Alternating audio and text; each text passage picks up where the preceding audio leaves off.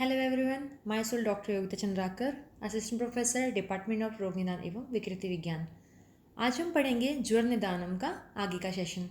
Last हमने 2 में देखा कि ज्वर के क्या क्या भेद होते हैं, उनके पर्याय क्या हैं, ज्वर की उत्पत्ति कैसे होती है, ज्वर की सामान्य संप्राप्ति क्या है, सामान्य लक्षण क्या है, उनके कौन कौन से भेद माधुरीदान ने कहे हैं। इनके बाद में हम इनके और भी जो भेद होते हैं उनके बारे में वर्णन करते हैं। ज्वर के जो 8 भेद होते हैं वो तो हम देख ही चुके हैं।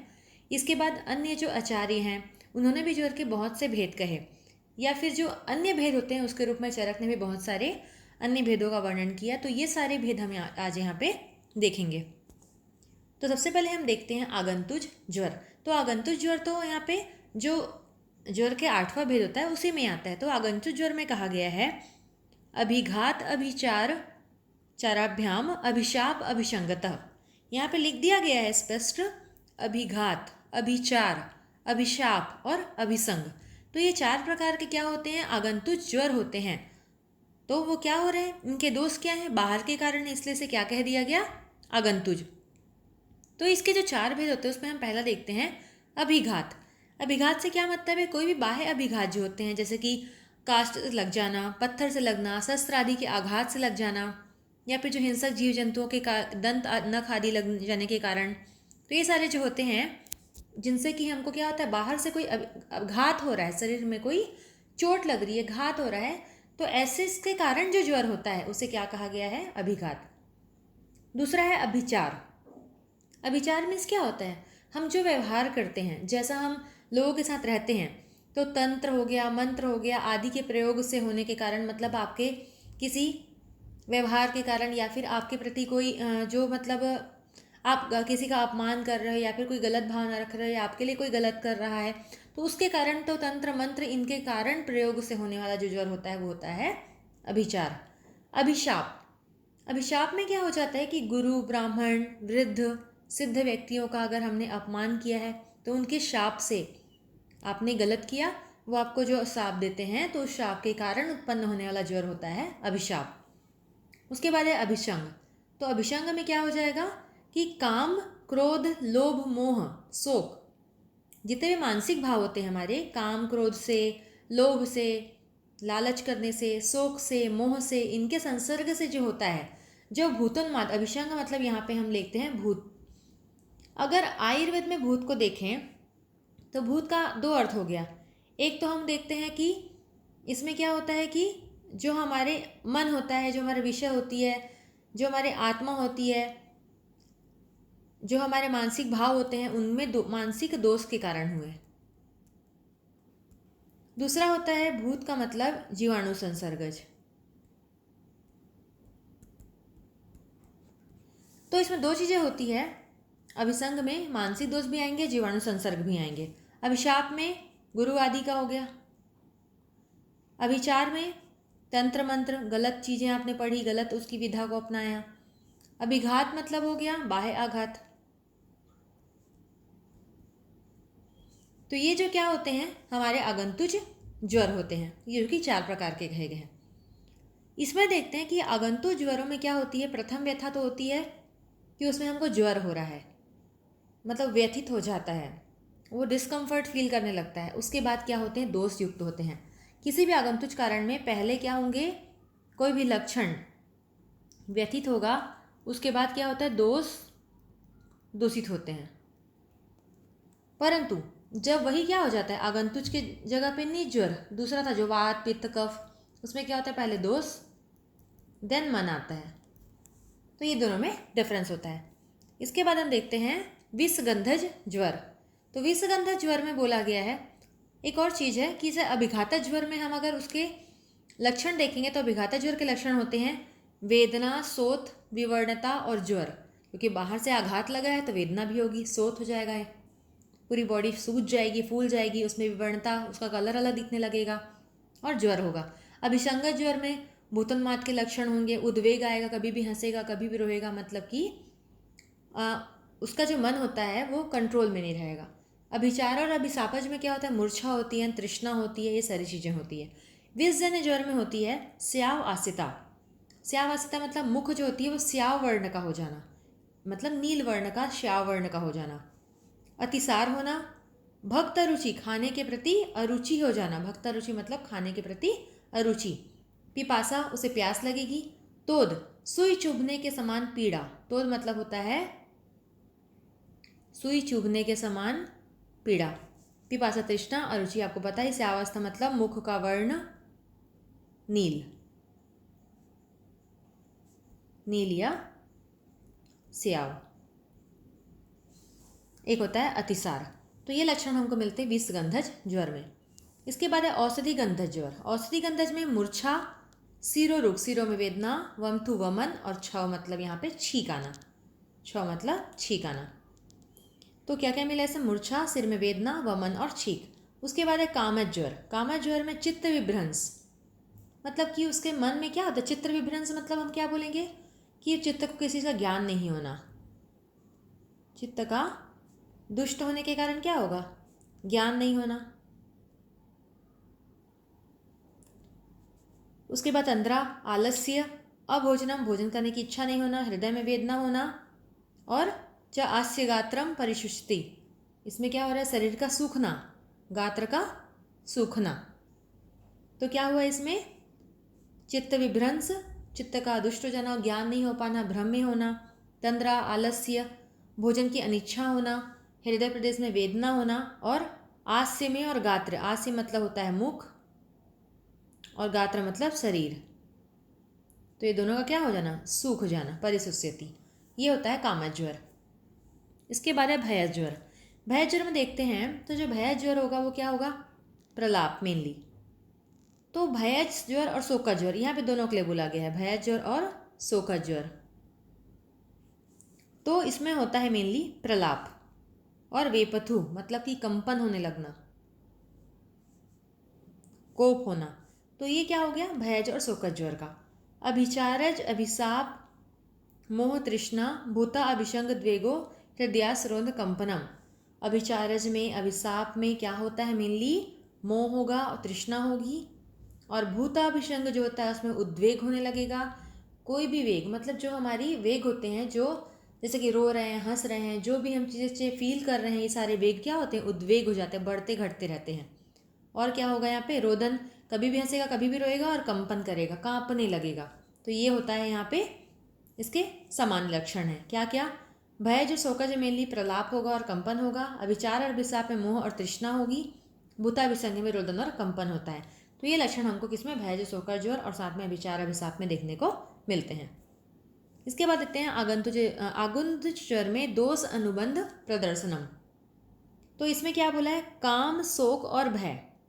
अगर काम, शोक और भय है, ये तीन चीजें आ रही है, तो इसमें क्या होता है? वात, दोष कुपित होता है। अगर क्रोध है तो क्या हो रहा है? पित्त। और अगर तीनों हैं तो तीनों हैं तो भूताभिशंग। तो अगर हम इनके दोष प्रधानता देखेंगे तो क्या हो रहा है कि अगर काम, शोक और भय है तो वायु प्रकोपित हो रही है, क्रोध है तो पित्त प्रकोपित हो रही है, और तीनों जहाँ पे प्रकोपित हो रही है वो क्या है? भूताभिशंग ज्वर। तो ये क्या होते हैं? मेनली इसके दोष प्रधानता है। देन हम देखते हैं नेक्स्ट ज्वर है वात बलासक। इसको बताया है वाग्भट ने। मेनली इन्होंने बोला नित्यम मंद ज्वरो रुक्षा सूनकस्तेन सीदति स्तब्धांग श्लेष्म भूयिष्ठो भवेद्यात वात बलास्की। वात मीन्स वात, बलास मीन्स कफ। तो इसमें कौन सी प्रधानता रहेगी? वात और कफ की। तो इसमें क्या रहेगा? नित्य ज्वर मतलब लगातार ज्वर बना रहता है, नित्य ज्वर होना। मंद ज्वर, और ज्वर कैसा रहेगा? मंद रहेगा, मतलब टेम्परेचर उसमें नॉर्मल रहेगा, कम रहेगा। रुक्ष, पूरी त्वचा कैसी हो जाएगी? रुक्ष हो जाएगी। सून, सून मतलब सोत। सीध, सीध मतलब अवसाद, ठीक है। और स्तब्धांग, अंग पूरी स्तब्ध रहेगी। और कैस किसको लिए हुए है? श्लेष्म को लिए हुए है, इसलिए से क्या बोला गया? वात बलास्की। नित्य ज्वर रहेगा, मंद ज्वर रहेगा, त्वचा रुक्ष हो जाएगी, सोत रहेगा, अवसाद, और अंग स्तब्ध हो जाएंगे मतलब जकड़ाहट रहेगी, और श्लेष्मा को लिए हुए है, इसलिए से क्या बोल दिया गया? वात बलासकी। दो दोषों के लक्षण इसमें मिले हुए मिलते हैं, उसे बोला गया है वात बलासक ज्वर। This is very important. ये शॉर्ट नोट में भी आता है, इसे हमेशा याद रखना है। ये श्लोक भी आपको लर्न करने हैं। नित्यं मंदज्वरो रुक्षसूनकस्तेन सीदति स्तब्धांगश्लेष्ण भूयिष्ठो भवेत् वात बलासकी। इसके बाद है प्रलेपक ज्वर। प्रलेपक ज्वर को वाग्भट ने बताया। इसने बोला है प्रलिम्पनीव गात्राणि घर्मेण गौरवेन च मंदज्वर विलेपी च ससितः स्यात् प्रलेपकः। मतलब कि गात्र पूरे शरीर में प्रलिम्पनीव, ठीक है, और गौरवेण पूरे शरीर में गुरुता भी रहेगी और पसीने से लिप्त रहता है। और ज्वर कैसा है? मंद है। ससितः शीतता को लिए हुए है। शीत मतलब ठंडा लगेगा, तो उसे क्या बोला गया? प्रलेपक ज्वर। पूरे शरीर मतलब गात्र जो है वो क्या हो रहा है? प्रलिम्पनीव मतलब कि पसीने से लिप्त है, साथ में गौरव गुरुता है शरीर में, और मंद ज्वर है, ये इसको लिए हुए होता है और साथ में शीतता होती है, उसे बोला गया है प्रलेपक ज्वर। इसके बाद हम देखते हैं धातुज ज्वर। धातुज ज्वर में रस, रक्त, मांस, मेद, अस्थि, मज्जा, शुक्र, ऐसे पूरे जो ज्वर होते हैं ये हमारे होते हैं धातुज ज्वर। तो इसमें बोला गया है, पहले हम देखते हैं रस का। गुरुता हृदयोत्क्लेश सदनम छर्द अरोचकय रसस्थे तु ज्वरे लिंगम दैन्यम चास्योपजायते। मतलब अगर रस धातुगत ज्वर है तो इसमें हमको मिलेगी गुरुता शरीर में, हृदयोत्क्लेश हृदय में उत्क्लेश रहेगा, मतलब कि हृदय प्रदेश में कुछ बेचैनी सी लगेगी। देन यहाँ पे सदनम, पूरा शरीर क्या है? अंगसाध मतलब शिथिलता रहेगी, छर्दी रहेगा, अरोचक रहेगी, और ज्वर रहेगा। कैसा ज्वर है ये? रस धातुगत ज्वर, और साथ में दीनता। मीन्स इसमें शरीर में गुरुता है और हृदय प्रदेश में उत्क्लेश के कारण या उसके दूषित होने के कारण हमको क्या मिलेगी? साध, अंगसाध भी मिल सकता है, पूरी बॉडी शिथिल रहेगी, छर्द, अरुचिकी, और क्या हो गया यहाँ पे? दीनता। ये सारी चीज़ें हमको यहाँ पे मिलती किसमें? रस धातुगत ज्वर में। इसके बाद हम देखते हैं सेकंड है यहाँ पे रक्त। तो रक्त में देखेंगे तो रक्त निष्ठीवनम, रक्त धातुगत ज्वर में क्या हो रहा है? रक्त निष्ठीवनम मतलब जो भी वमन कर रहा है, स्टीवन निकल रहा है, उसमें क्या? रक्त मिला हुआ है। दाह, मोह। मोह मीन्स क्या होता है? कोई भी कार्य को उसको पता ही नहीं कि उसे क्या करना है, तो उसका मन क्या होता है? अस्थिर हो जाता है। तो मोह, छर्दी और विभ्रम, प्रलाप और पीड़िका, तृष्णा, ये किसके हैं? रक्तगत ज्वर के। क्या क्या होगा? अस्टीवन रक्त से मिला हुआ रहेगा, दाह होगी, मोह होगा, छर्दी, विभ्रम, प्रलाप, चिल्लाने लगेगा, शरीर में पीड़िकाएं हो जाएंगी, तृष्णा, और ये क्या हो गया हमारा? रक्त धातुगत ज्वर के लक्षण। उसके बाद है मांस। मांस में पिंडिको देष्टम, पिंडिको, पिंडलियों में क्या होती है? पीड़ा होने लगेगी, ऐंठन होने लगती है। तृष्णा, शिष्ट मूत्र पुरिस्ता, और जो मूत्र पुरुष होते हैं वो क्या होते हैं? शिष्ट हो जाते हैं, मतलब कि पूरी तरह से बाहर नहीं निकल पाते, वो कॉन्स्टिपेशन की स्थिति आने लगना। उष्मा, अंतर्दाह, शरीर की उष्मा क्या होगी? बढ़ जाएगी। अंदर से हमको ऐसा लगेगा जैसे बहुत ही गर्म हो गया, और मतलब पूरा शरीर अंदर से गर्म है बट बाहर से ठंड लगेगा। और अंग में विक्षेप, मतलब कि क्या हो रहा है? अंगों में विक्षेप मतलब अंग में फड़कन होने लगेगी, सही तरीके से वो कार्य नहीं करेगा, मांस में फड़कन होने लगती है, ग्लानि होना। ये सारे लक्षण किसमें मिलते हैं हमको? मांस धातुगत ज्वर में। क्या क्या मिला इसमें? पिंडिको द्वेष्टनम और तृष्णा, शिष्टमूत्र पुरिस्ता, उष्मा, अंतर्दाह, विक्षेप, अंग विक्षेप मिलना, पूरे शरीर विक्षेप रहेगी, ग्लानि, और उसके बाद है ये किसका लक्षण होता है? मांस का ज्वर का।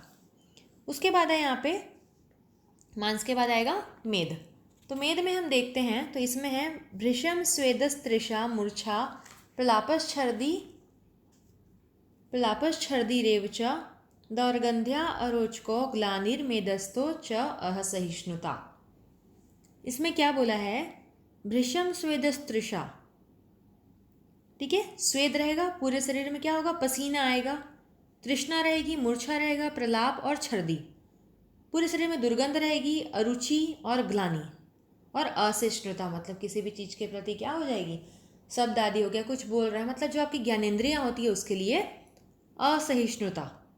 तो ये किसका लक्षण होता है? मेद का। क्या क्या हुआ? पूरे शरीर में स्वेद आएगा, तृष्णा, मूर्छा, प्रलाप, छर्दी, दौर्गंध्य, शरीर में दुर्गंध क्योंकि मेद धातुगत ज्वर है, अरुचि और ग्लानि और असहिष्णुता, ये किसके लक्षण हुए? मेद धातुगत ज्वर के। इसके बाद हम देखते हैं अस्थि धातुगत। भेदो अस्थिनाम, अस्थि में भेद होना मतलब अस्थि में भेदने के समान पीड़ा होना, कोई कुछ घुसा रहा है उसमें जो भेदन होता है, कोई भी चीज़ एंटर कर रही है तो ऐसा पेन होना। कूजनम, कूजना मतलब क्या हुआ, कराहना, वो चिल्लाएगा दर्द के कारण। श्वास, विरेचन और छर्दी मतलब कि वमन।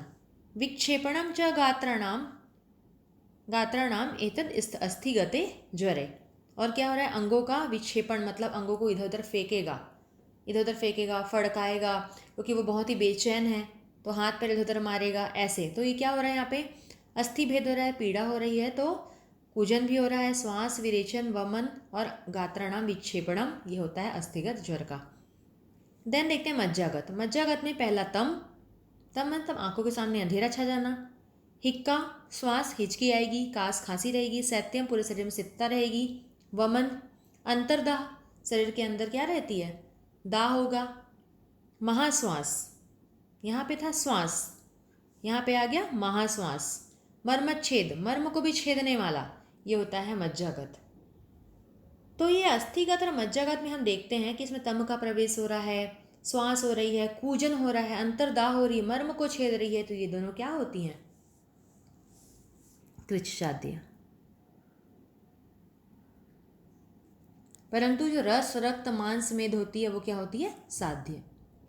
रस, रक्त, मांस, मेद, ये होती है साध्य। तो इस प्रकार से क्या हुआ, ये हो गया अस्थियन मज्जागत धातुगत ज्वर। इसके बाद हम देखते हैं शुक्र। शुक्र में होगा मरणम प्राप्नुयात् तत्र शुक्र स्थानगते ज्वरे सेफसा स्तब्धता मोक्षः शुक्रस्य तु विशेषतः। सेफसा से स्तब्धता मतलब कि सिस्टम में क्या होती है, स्तब्धता हो रही है, जकड़ाहट हो रही है, स्तब्ध हो जा रहा है। और शुक्र मोक्ष, शुक्र बाहर निकल रहा है और रोगी मृत्यु को प्राप्त हो रहा है। तो ये क्या हुआ, शुक्र स्थानगत मतलब शुक्र धातुगत ज्वर, जिसमें कि सेफ में स्तब्धता, शुक्र का मोक्ष मतलब निर्हरण और मरण। तो ये कैसी होती है, इसको बोला गया है असाध्य। तो रस रक्त अस्थि मज्जा, ठीक है, ये मतलब अस्थि मज्जा सॉरी, रस रक्त मांस मेद साध्य होते हैं। अस्थि मज्जा कृच्छ और शुक्र जो होती न सिद्धिति मतलब उसको चिकित्सा नहीं की जा सकती, असाध्य होती है। इसके बाद नेक्स्ट है ऋतु के अनुसार, मतलब कि प्राकृत ज्वर और वैकृत ज्वर। तो जो ऋतुएं होती है, जो 6 ऋतुएं कही गई है, उसके हिसाब से देखते हैं हम कि कौन कौन से ऋतुओं में कौन कौन से ज्वर, कौन कौन से दोष के जो ज्वर होते हैं वो प्राकृत होते हैं। तो वर्षा ऋतु में, शरद ऋतु में और बसंत ऋतु में, ये क्रम है किसका, वात पित्त कफ का। वर्षा वात ये मैं पहले भी बता चुकी हूँ, शरद पित्त और बसंत कफ। तो इसमें क्या होगा कि वर्षा ऋतु में वात, शरद ऋतु में पित्त और बसंत में कफ होने पे ये दोष प्रधानता है, तो ये क्या होंगे, प्राकृत ज्वर। परंतु इसके विपरीत वर्षा में पित्त हो जाएगा, शरद में वात हो गया, बसंत में पित्त हो गया, तो वो क्या हो जाएंगे, विकृत। तो ये प्राकृतिक ज्वर होते हैं वो क्या होते हैं, साध्य होते हैं, परंतु जो विकृत ज्वर होते हैं वो कृच्छ्राद्य होते हैं। ये क्या है, साध्य, और जो विकृत हैं वो असाध्य। परंतु इसमें भी एक एक्सेप्शन है कि वर्षा का वातज ये हो जाता है आपका कृच्छ। प्राकृत वैकृत बोथ, कि वर्षा का वात, शरद का पित्त और बसंत का कफ, ये तीनों प्राकृत है तो साध्य होना चाहिए। तो ये दोनों तो साध्य होते हैं, परंतु ये जो है वो क्या होता है, इसका प्राकृत रहे या वैकृत रहे, मतलब कि वातज ज्वर जो होता है वो प्राकृत भी रहे चाहे वो वैकृत भी रहे, दोनों कंडीशन में एक कृच्छ्राद्य होता है। मीन्स वर्षा में वात ज्वर हो रहा है या शरद में वात ज्वर हो चाहे बसंत में वात ज्वर हो, कभी भी वातिक ज्वर हो तो वातिक ज्वर क्या होता है यहाँ पे, कृच्छ्राद्य। ठीक है, नेक्स्ट है प्राकृतिक ज्वर की उत्पत्ति क्यों होती है। वर्षासु मारुते दुष्ट पित्त श्लेष्मान्वितो ज्वरम, वर्षा में जो वात दुष्ट होकर पित्त और श्लेष्मा को अपने साथ ले लिया। कुर्यात पित्तम च सर्दी तश्च च अनुबल कफ, और जो शरद में पित्त हुआ वो कफ को साथ में ले लिया। तत्प्रकृतिया विसर्गाश तत्र न अंसात भयम। और इस प्रकार से इस विसर्ग काल में मतलब कि वर्षा में वात जो होती पित्त और कफ को ले लिया, शरद का पित्त जो होता है वो कफ को ले लिया, और विसर्ग काल में ये तीनों क्या होती न अंसाद्वयम, मतलब कि अनशन मीन्स क्या होता है, लंघन जो होती है, मतलब अनशन करने में कोई भी लंघन करने में कोई भय नहीं होता। न अनशन अभयम मीन्स कि अनशन मतलब क्या होता है, लंघन, और ज्वर की चिकित्सा मेनली क्या होती है, लंघन है। तो इस कंडीशन में, इन दोनों कंडीशन में लंघन क्या होता है, कर सकते हैं। ठीक है। तो इस प्रकार से क्या होता है कि जब प्रकुपित कफ, वैसे ही बसंत ऋतु में कफो बसंतो तम भी वात पित्तम भवेदनु, बसंत में जो कफ है, वर्षा में वात था, शरद में पित्त था और बसंत में कफ था, तो वर्षा ऋतु में जो प्राकृतिक ज्वर हो रहा है, वातिज ज्वर हो रहा है, पित्त कफ को लिए हुए है। वैसे ही शरद में जो पित्तज है वो बल को लिए हुए है। वैसे ही जो कफ में, बसंत में जो कफ हो रहा है वो किसको, वात और पित्त को लिए हुए है। मीन्स कि चाहे वो वात में हो, चाहे वो वर्षा में हो, चाहे शरद में हो, चाहे वो बसंत में हो, तीनों में जो उनके प्रधान दोष, साथ में दूसरे जो दो दोष होते हैं उनका अनुबंध इसमें होता ही है। लेकिन उत्पत्ति कैसे हो रही है, पहले इसमें वायु दुष्ट हुआ, फिर वो पित्त कफ को दूषित किया, शरद में पित्त दूषित हुआ, वो बल को साथ में लिया, बसंत में कफ पहले दूषित हुआ और वात पित्त को साथ में लिया। तो इस प्रकार से वाग्भट ने बताया है कि ये कैसा होता है, इनमें हम अनशन लंघन चिकित्सा कर सकते हैं। तो ये है इनका दोष क्रम कि कौन से दोष के बाद कौन सा दोष जो होता है वो प्रकोपित होता है। उसके बाद है काल से दोष विशेषो लक्षणत्व, काले यथास्वम सर्वेषां प्रवृत्ति वृद्धिरेव च। इसमें बोला है दोष प्रकोपक, दोष प्रकोपक जो या स्वाभाविक काल के अनुसार ही, काल के अनुसार मतलब कि स्वाभाविक काल, स्वाभाविक काल के अनुसार ही सभी ज्वरों की प्रवृत्ति होती है और उसकी वृद्धि होती है। अर्थात कि जब उसका काल रहेगा, जो उसका स्वाभाविक काल है, उसके अनुसार ही हमेशा किस ज्वर की क्या होती है, प्रवृत्ति होती है एवं वृद्धि होती है। मतलब कि इसका काल का मेन इंपॉर्टेंस है। काल के बिना क्या होती, ज्वर की प्रवृत्ति और उसकी वृद्धि नहीं हो सकती। तो इस प्रकार से हमने यहाँ पे देखा आज कि आगंतुक ज्वर क्या होते हैं। आगंतुक ज्वर के 4 भेद होते हैं। कौन कौन से, अभिघात, अभिचार, अभिशाप और अभिशंग। साथ में विषगंध ज्वर, औषधिगंध ज्वर, कामज ज्वर, ये भी हमने देखा यहाँ पर।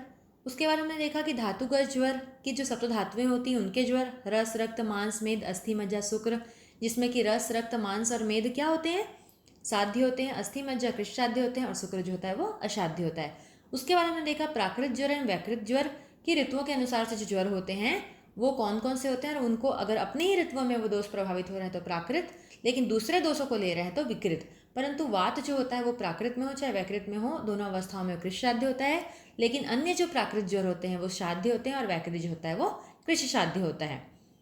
उनका क्रम भी हमने देखा और साथ में हमने ये देखा कि स्वाभाविक काल के अनुसार ही ज्वर की प्रवृत्ति या वृद्धि होती है। अगर वो काल नहीं रहा तो उसकी प्रवृत्ति वृद्धि क्या होती है, उस तरीके से नहीं होगी। ज्वरों का प्रकोप क्या होगा, नॉर्मल तरीके से नहीं होगा, या प्रकोप नहीं होगा, वो ठीक हो जाएगा। तो दोषों का और उसके कालों का बहुत ही इंपॉर्टेंस है किसका, ज्वर की उत्पत्ति के लिए। तो थैंक यू स्टूडेंट्स, आज ये टॉपिक यहाँ पर फिनिश होता है। नेक्स्ट सेशन में हम देखेंगे ज्वर के अन्य भेद, विषम ज्वर। तो आज के लिए थैंक यू फॉर लिसनिंग।